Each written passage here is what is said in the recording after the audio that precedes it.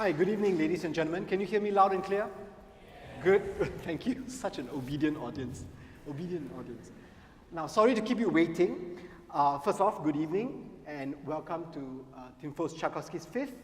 Now, we have a very interesting portion just before the second half that's new and somewhat educational.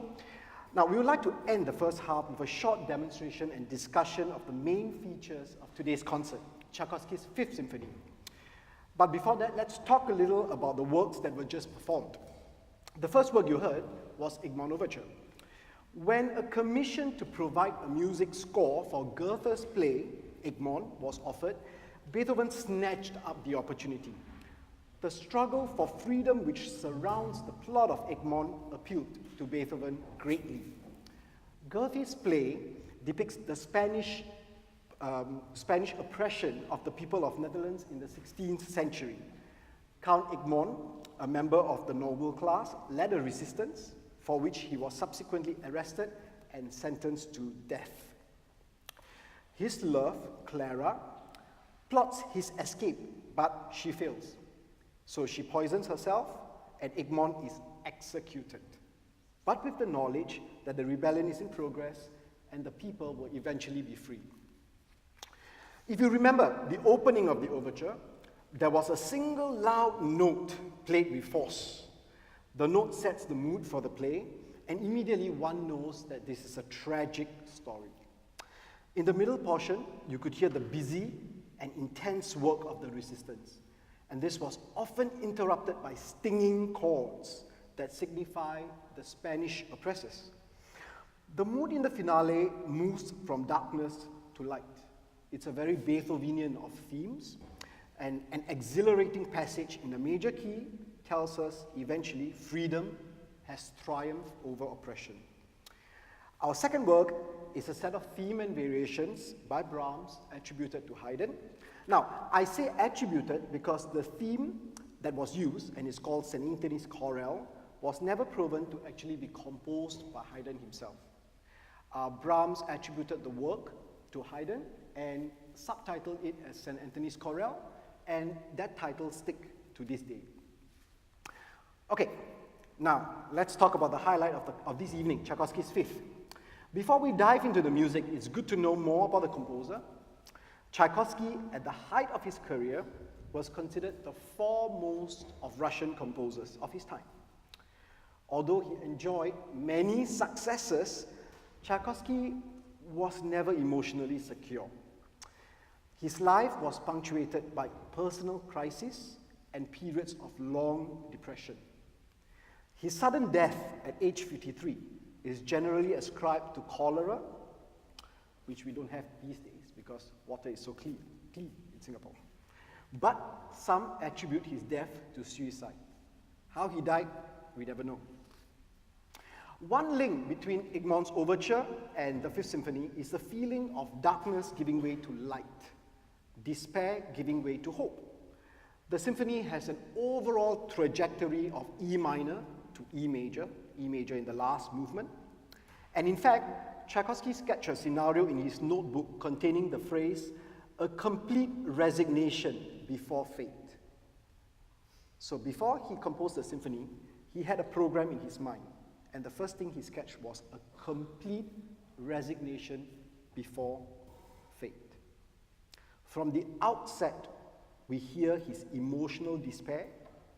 The clarinets and strings introduce the feeling of deep Russian sorrow.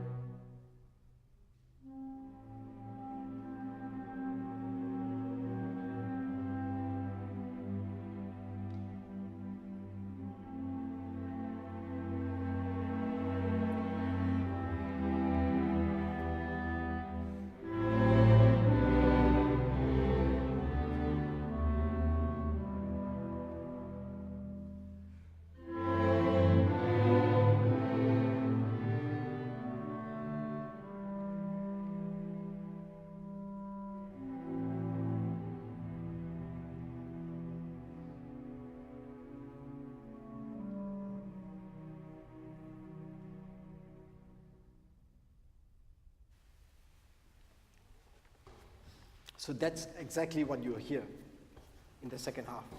This is how the symphony opens. The excerpt that you just heard is widely known as the fate motif. And the unique thing about this symphony is that this motif appears in all 4 movements of the symphony, and therefore, hence, it's called a cyclical symphony.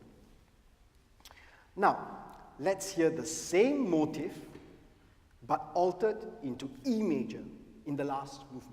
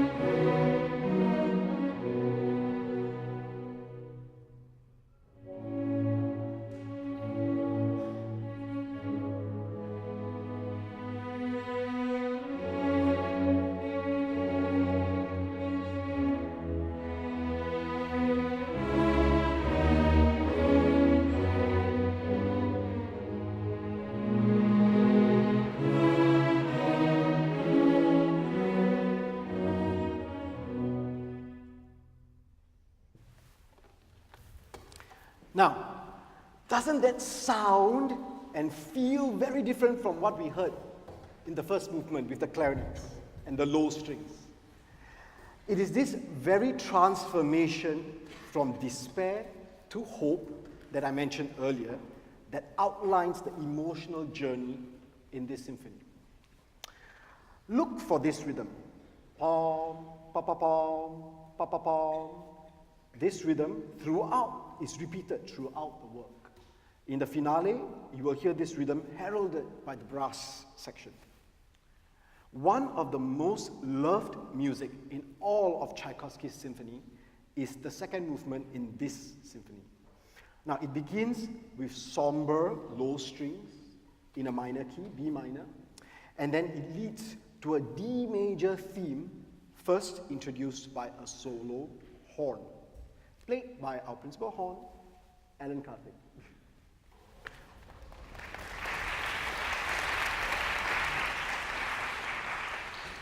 Now, this concert would not have been possible without the help and support of our sponsors. First off, Accent Musical Equipment, Rolton Productions, and the Gerthy Institute. Thank you for all your support. We are a young orchestra, and in your program booklet, there's a donation page, I think, so please feel free to support us. Before we leave for the 20-minute intermission, we will play one last excerpt and demonstrate something from the last movement. Enjoy your 20-minute intermission, and we'll see you after.